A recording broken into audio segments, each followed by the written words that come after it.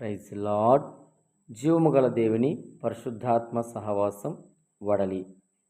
పరిశుద్ధ గ్రంథం నుండి ఈరోజు వాగ్దానం మన కొరకు. ఆమోస్ 3వ అధ్యాయము 7వ చరణం. తన సేవకులైన ప్రవక్తలకు తాను సంకల్పించిన దానిని బయలుపరచకుండా ప్రభువైన యెహోవా ఏమీయూ చెయ్యడు. ప్రియమైన దేవుని బిడ్డలారా, దేవుడు తన బిడ్డల పట్ల ఏదైనా ఒక కార్యము జరిగించాలంటే కనుక మొదటగా తన ప్రవక్తలతో మాట్లాడాడు. ప్రవక్తలతో మాట్లాడి అది మంచైనా కీడైనా చేయటానికి మొదట హెచ్చరించి అప్పుడు ఆయన చిత్తాన్ని జరిగించేవాడు. ప్రియులారా, పరిశుద్ధ గ్రంథంలో ఎంతోమంది భక్తులైన వారు ఉన్నారు, ప్రవక్తలైన వారు ఉన్నారు. అయితే అందులో ఒక రెండు సంఘటనలు మనం తీసుకున్నట్లయితే ఆదికాండం 6వ అధ్యాయంలో మనం ఒక చిన్న సంఘటన జ్ఞాపకం చేసుకోవచ్చు.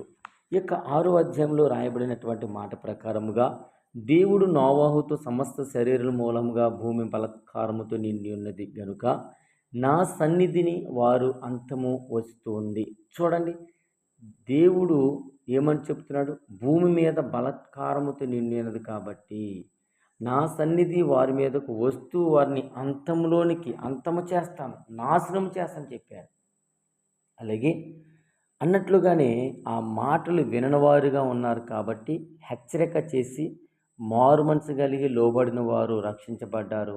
ఎరగని వారుగా ఆ యొక్క జలప్రలయంలో మునిగి చనిపోయినట్లుగా మనం చూస్తూ ఉన్నాం. ప్రియులారా, అక్కడ 18వ అధ్యాయం 17వ వచనం చూసినట్లయితే ప్రభువు వాగ్దానంతో మాట్లాడుతున్న మాట.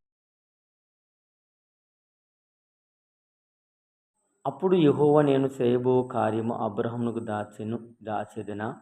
అబ్రహాము నిశ్చయముగా బలము గల గొప్ప జనమగును, అతని మూలంగా భూమిలోని సమస్త జనములు ఆశీర్వదించబడిను. ఏమనిచ్చాడు వాగ్దానం? ప్రభు అంటున్నాడు, ఆ యొక్క మమ్రేన్ లో దగ్గర ఉన్నటువంటి సింధూరు వనంలో ఆనాడు మధ్యాహ్న కాలం వేళ అబ్రహామును దర్శించినప్పుడు అతనిని ఏం చేస్తానని చెప్పాడంటే, ప్రభు అంటున్నాడు కదా, వారిని ఎలా చేస్తాడంట? తన మూలముగా భూమిలో ఉన్న సమస్త జనములు ఆశీర్వదించబడే రీతిగా చేస్తానని చెప్పాడు. చెప్పిన దేవుడు చెప్పినట్లు కార్యము జరిగించాడు. ఈరోజు నీ పట్ల కూడా దేవుడు అటువంటి గొప్ప కార్యము జరిగించును గాక.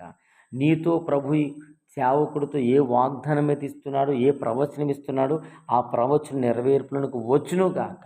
ప్రార్థన చేసుకుందాం. సకల ఆశీర్వాదాలకు కారణభూతుడు అయిన నా ప్రియా పరలోకపు తండ్రి, నీ పరిశుద్ధమైన శ్రేష్టమైన ఉన్నతమైన నామాన్ని బట్టి నీకు వందనాలు, స్తోత్రాలయ్యా. ఈ యొక్క ఉదయకాల సమయంలో నీ పాదముల చెంతకు వచ్చి నేను స్తుతిస్తూ నీ నామాన్ని గణపరుస్తూ మీ నామాన్ని హెచ్చిస్తూ ఉన్నాం.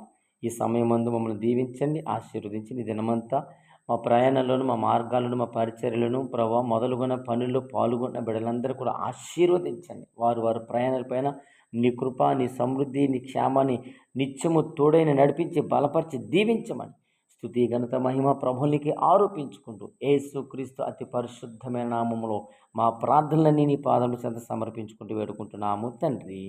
Amen. God bless you all. Praise Lord. దేవుడు మిమ్మల్ని బహుగా దీవించి ఆశీర్వదించును గాక.